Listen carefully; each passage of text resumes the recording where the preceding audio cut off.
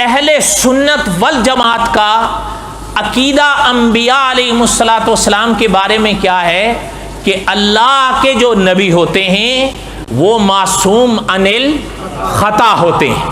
یہ اہل سنت کا عقیدہ ہے، یاد رکھیے گا. اچھا ایک بات، اب اگلی بات بھی سنیں. علماء نے لکھا ہے کہ یہ نہیں کہ انبیاء علیہ السلام دعوی نبوت کے بعد معصوم عن الخطا ہوتے ہیں. ہم مسلمانوں اور ہم دیوبندیوں کا عقیدہ یہ ہے کہ دعوی نبوت اور رسالت سے پہلے بھی خدا کے نبی معصوم عن الخطا ہوتے ہیں. دو باتیں ہو گئیں، بولو تو صحیح. اب اگلی شک بھی سنیں.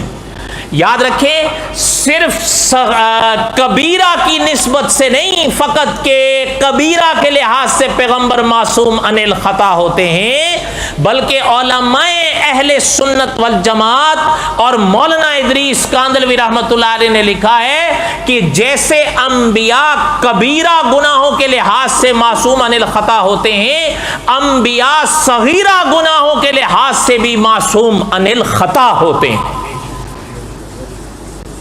یہ نہیں کہ بڑا نہیں کر سکتے اور چھوٹا نہ.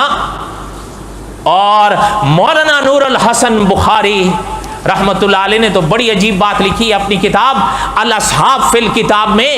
حضرت لکھتے ہیں کہ انبیاء علیہ السلام اللہ کے وہ جلیل القدر بندے ہوتے ہیں کہ جو گناہوں کے تصور سے بھی پاک گزرتے ہیں. اور آگے حضرت نے بڑی عجیب بات لکھی ہے، فرمایا انبیاء سے گناہ ہو کیسے سکتے ہیں؟ کیوں؟